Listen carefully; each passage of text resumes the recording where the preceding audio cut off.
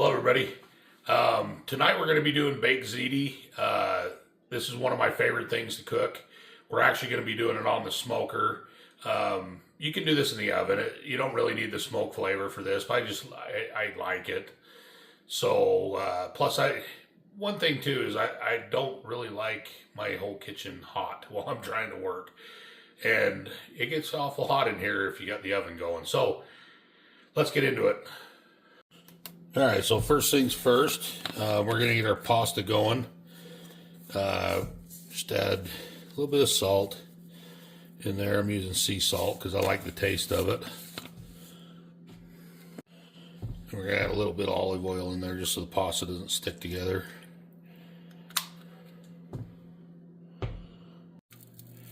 All right, while we're doing that, we're going to get the rest of it going. So we're just going to spray down a skillet with some olive oil. And we're going to add our Italian sausage. We're using hot Italian sausage. You can use mild if you don't like it real spicy, but I like the hot, so we're going to use that, about 1.5 pounds. All right, so our water's boiling, so we're just going to pour our ziti in there and get it cooking. You don't want to cook it all the way through. You want to do it about al dente, just because it's going to cook in the oven too. So you got to keep that in mind when you're doing this. So just most of the way cooked, not all the way through, and it'll be perfect. All right, so we got it brown. What we're going to do is we're going to move our sausage a little bit to the side, right here. Going to add our onions in there. I did drain the grease out. You still want a little bit of grease, not a lot, just because it'll make it really kind of nasty tasting. But you want a little bit just to kind of, so it's not dry, I guess, is the best way to put it. So that's just a small onion. We're just going to let that go for a minute. We're just going to kind of keep it separate so it'll kind of cook them onions a little bit. All right, now that they're cooked a little bit, we're going to kind of mix them in with the sausage. So that way you get that little bit of onion flavor in there. That's kind of why I did a smaller onion. You don't want a ton of it in there, but it's great for the flavor. It really adds a ton of flavor. All right, our ziti we just drained. It's all done. So then when it finishes draining in the pot, we're going to put it back in the pot and just kind of let it sit aside. We're going to take our garlic. We're going to do kind of the same thing we did with the onions. We're just going to let it sit there in the corner and in the grease there, and just cook it for about a minute, not too long, and then we're just going to kind of mix it in with everything. Just mix that in good. You don't want to get a big clump of garlic. That wouldn't be very good, but, well, I mean, garlic's pretty good, so maybe, might not be too bad. Worst things you can get a clump of. So, just mix that in. And then we're going to add our crushed tomatoes.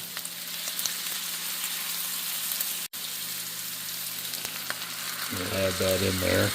We're going to turn our heat down. We had it about medium-high. We're going to turn it down to almost the low, not quite the low, maybe, it depends on what your oven or your stove does, but mine's on a 2. All right, we're going to add a little bit of red wine in there. I'm using Merlot just because it's a cheap wine, but put that in there and kind of stir it up in there. Man, it really, really adds good flavor to it. I don't know how much. I mean, you don't have to. If you're not comfortable cooking with wine or you're no alcohol or whatever, it does cook the alcohol out. So keep that in mind. But we're just gonna stir that in real good. And if you do try it, I mean, it really does. It adds a ton of flavor. All right, next we're going to add, there's a little bit of sugar, salt, and red pepper. We're going to mix that all in real good. I just kind of put them all together. It makes it a little easier. Make sure you get it nice and stirred in there. All right, now we're going to add a little bit of cream.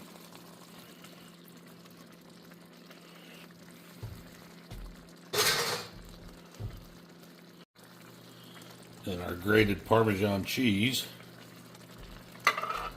And we're going to stir that in a little bit. Make it nice and creamy.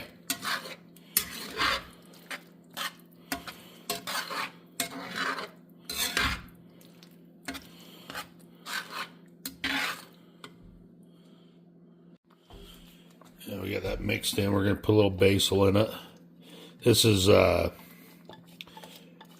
fresh basil. You don't want to use dried with this one. You can do a little bit of dried if you want to, like, you know, throw a little on top or something for a garnish. Or you can use, if you want to garnish, you can also use fresh too. But basil has the most amazing flavor, so yeah, of course we want that in there. Now that it's all mixed in, we're just going to kind of let it simmer for a minute. We're actually going to turn it all the way down to low and just kind of let it simmer for a couple minutes.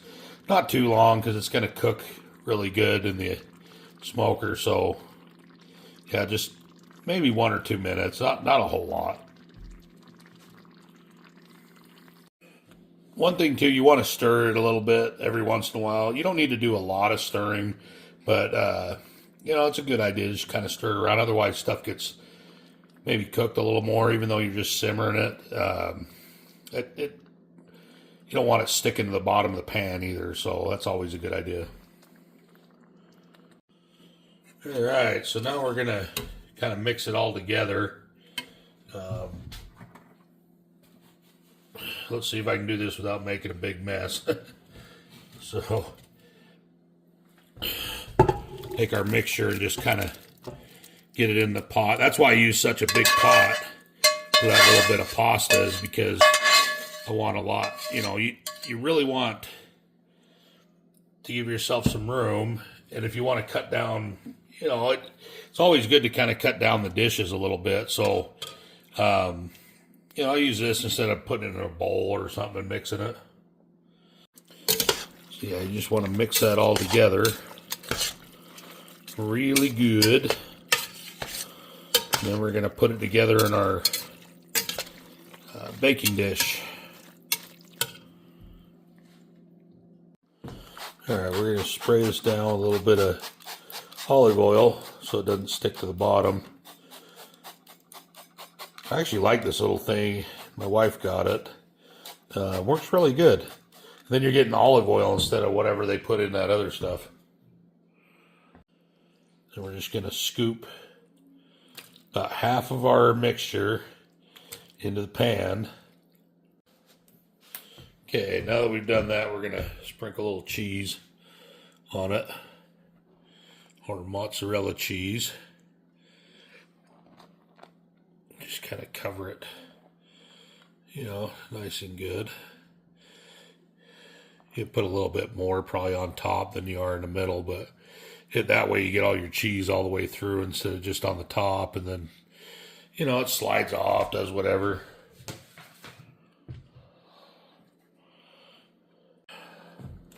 Then we're going to put the rest of it over the cheese. Then we're going to add a little bit more cheese. All right, then we're going to add the rest of our cheese here. Lots and lots of cheese. It's about 2 pounds, so we'll make sure we get it nice and covered. All you're really doing in the smoker is get, like, you know, you get a little bit of flavor from the smoke, but most of it's just melting the cheese. So, I mean, if you don't have a smoker, this is super easy in the oven. It's really good in the oven, too. you won't miss out. I mean, this recipe isn't designed just to do there. You can do it however you want. It's just my preference is to put it in the smoker. Alright, so there we go. Look at that. That looks pretty good. We're going to take it out of the grill. It took about 20 minutes to brown it at 350. If you're going to do it in the oven, you can do like 425. It only takes about 10 to 15 minutes that way. Kind of up to you. If you want it a little faster, that's the way to go. On the smoker, it takes a little longer because I can't get full smoke out of anything above 350. So that's why, I chose 350. So let's get this on a plate. We'll have some dinner. Yeah, it looks a little better with a little better lighting.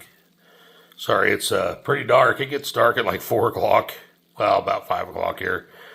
So, it is winter.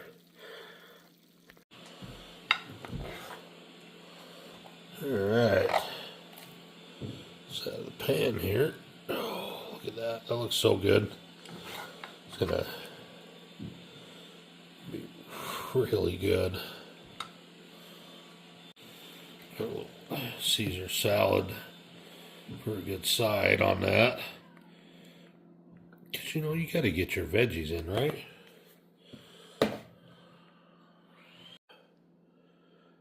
And there we go. I put a little parsley on top of it. We're going to go ahead and dig in and enjoy this sucker.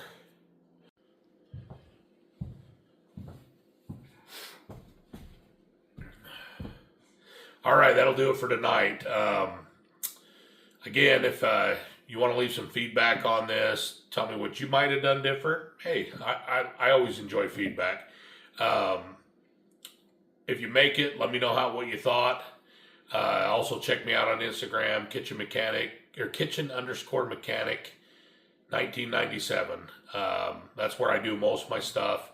And you can, if you see something there you like, you want a recipe, I'll be more than happy to either send it to you, or if you'd like to see me do a video on it, that'd be great too. Yeah, so here's to your help.